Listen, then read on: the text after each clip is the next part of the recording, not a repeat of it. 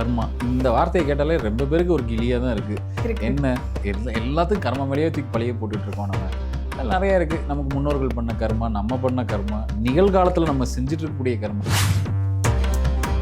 எல்லாத்துக்கும் சேர்த்து நம்ம தான் பதில் சொல்ல போகிறோம். இன்னும் நம்ம சொல்ல போகிறோம். நம்ம லைஃப் டைமில் சொல்ல முடியாத பதிலை நம்ம பேர பசங்க வந்து சொல்ல போகிறாங்க. ஒரு ஆணாக இருந்தாலும் சரி, பெண்ணாக இருந்தாலும் சரி, கல்யாணத்துக்கு முன்னாடி அவங்க லோடு என்னன்றது தெரிஞ்சுக்கிறது நல்லது. ஏன்னா இறைவன் எங்கே செக் பாயிண்ட் வச்சுருக்காருன்னா அவங்களோட கல்யாணத்தில் தான் வச்சுருக்காரு. இப்போ கல்யாணம் பண்ணிக்கிறதுக்கு முன்னாடி அந்த கர்மாங்கிற லோடை,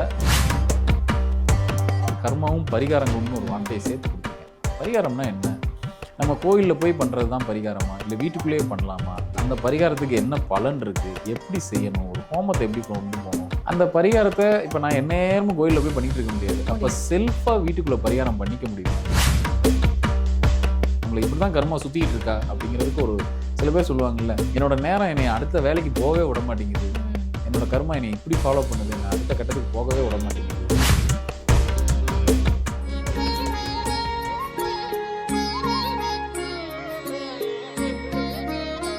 ஸ்ரீ மகாஸ் இன்ஃபினிட்டி நேயர்களுக்கு நர்மதாவின் அன்பான வணக்கம். நம்மளுடைய சேனலில் தொடர்ந்து பல்வேறு விதமான ஆன்மீக தகவல்கள் பார்த்துட்டு இருக்கோம். அந்த வகையில் இன்றைக்கி நம்ம பார்க்க போகிற இந்த ஒரு பதிவில் நவம்பர் 15ஆம் தேதி ஆன்லைன் கிளாஸ் நடக்க போது கர்மாவும் பரிகாரங்கள் பற்றின டாப்பிக்கில் அதில் என்னென்ன மாதிரியான விஷயங்கள் கொடுக்க போகிறாங்க அப்படின்றத கேட்டு தெரிஞ்சுக்கிறதுக்காக நம்ம கூட இன்றைக்கி பிரசன்ன ஜோதிடர் ஆஸ்ட்ரோ நியூமராலஜிஸ்ட் டாக்டர் மகாஸ் ராஜா அவர்கள் அணிஞ்சிருக்கிறாங்க. வணக்கம் சார். வணக்கம்மா.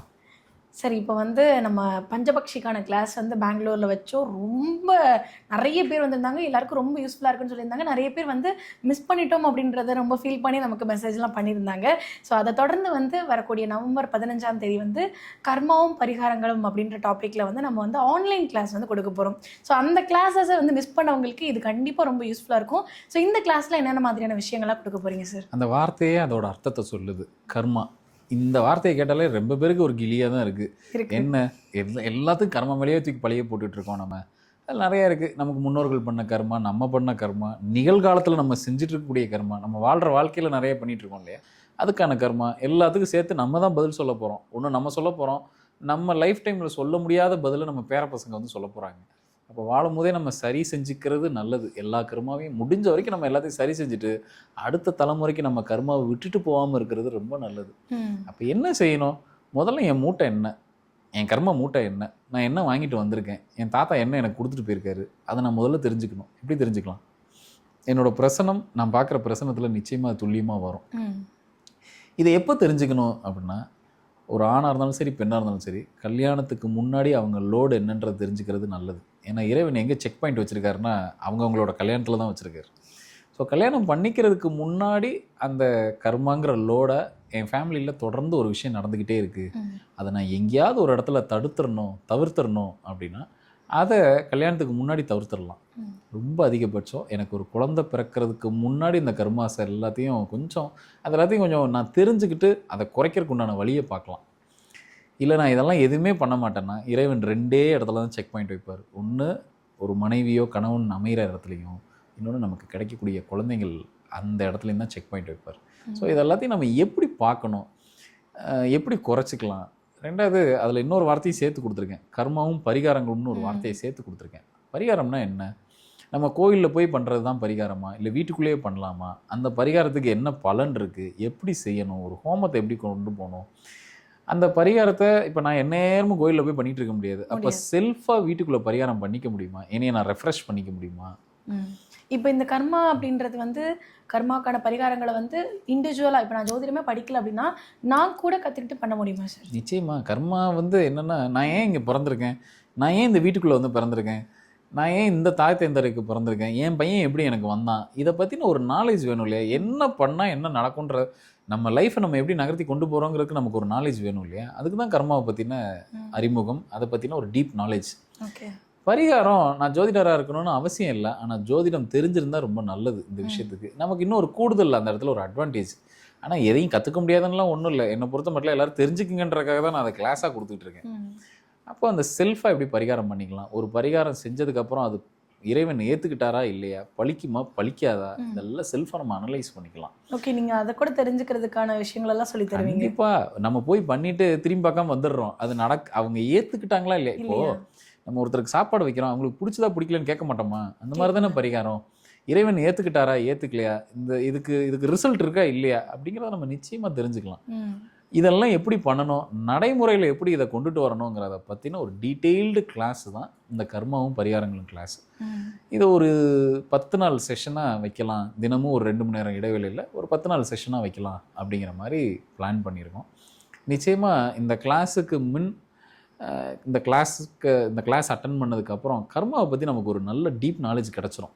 ஓ, இப்படி தான் வேலை செய்தா, நம்மளை இப்படி தான் கர்மா சுற்றிக்கிட்டு இருக்கா அப்படிங்கிறதுக்கு ஒரு சில பேர் சொல்லுவாங்கல்ல, என்னோட நேரம் என்னை அடுத்த வேலைக்கு போகவே விட மாட்டேங்குது, என்னோட கர்மா என்னை இப்படி ஃபாலோ பண்ணுது, என்னை அடுத்த கட்டத்துக்கு போகவே விட மாட்டேங்குது அப்படிங்கிறதெல்லாம் எங்கே நம்ம பார்க்கலாம் அப்படின்னா இந்த கிளாஸில் நம்ம தாராளமாக கேட்டு தெரிஞ்சுக்கலாம். நிறைய பேருக்கு எனக்கு ஆகாஷிக் ரெக்கார்ட் படிக்கணும், எனக்கு அந்த மாதிரி ஒரு ஹையர் லெவல் ஆஃப் நாலேஜ் நான் எடுக்கணும் அப்படின்னு நினைக்கிறாங்க. நிறைய பேர் அதுக்கான என்கொயரிஸ் ஆரம்பிச்சுக்கிட்டே தான் இருக்காங்க, ஆகாஷிக் ரெக்கார்ட் கிளாஸ் ஆரம்பிங்க அப்படின்னு. நிச்சயமாக தரதான் போகிறேன், அதுக்கான நியூ பேட்ச் தொடங்க தான் போகிறோம். ஆனால் அதுக்கு போகிறதுக்கு முன்னாடி அந்த மாதிரி ஒரு ஹையர் லெவல், ஒரு எனர்ஜியோட ஹையர் லெவலுக்கு போகிறதுக்கு முன்னாடி இந்த மாதிரியான கிளாஸஸை எடுத்துக்கிட்டு அந்த கிளாஸுக்கு போகிறது நல்லது.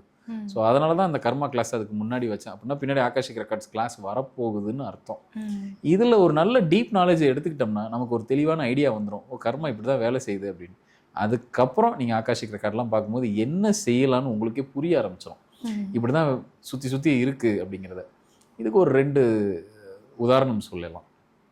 முதல்ல ஒரு கிளைண்ட் என்கிட்ட பேசுகிறாரு, அவரோட கர்மாவை தெரிஞ்சுக்கணும் அப்படின்னு பேசுகிறாரு. அவரோட கர்மா என்ன அப்படின்னா, இந்த பிறவியில் அவர் அண்ணன் தம்பி தகராறு, அவர் அண்ணனோட தம்பியோட தகராறு பண்ணணுங்கிறது இந்த பிறவியோட கர்மா. இப்படியே இவங்க சண்டை போட்டுட்ருக்காங்க, 20 வருஷமாக சண்டை போட்டுட்ருக்காங்க. எதுக்காக சண்டை போடுறாங்கன்னா, ஒரு குறிப்பிட்ட நிலத்துக்காக 2 பேரும் சேர்ந்து சண்டை போட்டுட்ருக்காங்க. அந்த நிலத்துல என்ன இருக்குன்னு இவங்களுக்கே புரியல, ஆனால் என்னமோ அந்த இடத்து மேலே இவங்களுக்கு ஒரு கண்ணு இருந்துக்கிட்டே இருக்குது. அவர் ஒரு கட்டத்தில் டயர்டாகி போய் அவர் என்ன பண்ணுறாரு, பிரசனம் பார்க்குறாரு, இது ஏன் இப்படி சண்டை போட்டுட்ருக்கோம், 2 பேர்ட்டையும் காசு போனால் நல்லா இருக்குது, அந்த ஒரு இடத்த வச்சு தான் நாங்கள் வாழ்க்கை நடத்தணுங்கிற நிலைமை இல்லை. ஆனால் அப்படி இருந்து 2 பேரும் சேர்ந்து அந்த இடத்து மேலே ஏதோ கண்ணு, எங்களுக்கு அது இந்த இடம் வேணுங்கிறதுல ஈகோ விட்டு கொடுக்க மாட்டேங்குது 2 பேரையும், இது என்னவா இருக்கும் அப்படின்னு பிரசனம் பார்க்க வர்றாரு. அந்த குறிப்பிட்ட இடம் அந்த பிரசனத்தில் என்ன வருதுன்னா, இதுக்கு முந்தின பிறவிலையும் அந்த இடம் இவங்க கிட்ட தான் இருந்திருக்கு, அப்பயும் இந்த ஃபைட் இருந்திருக்கு, இந்த பிறவிலையும் அந்த ஃபைட்டை கண்டினியூ பண்ணுறாங்க.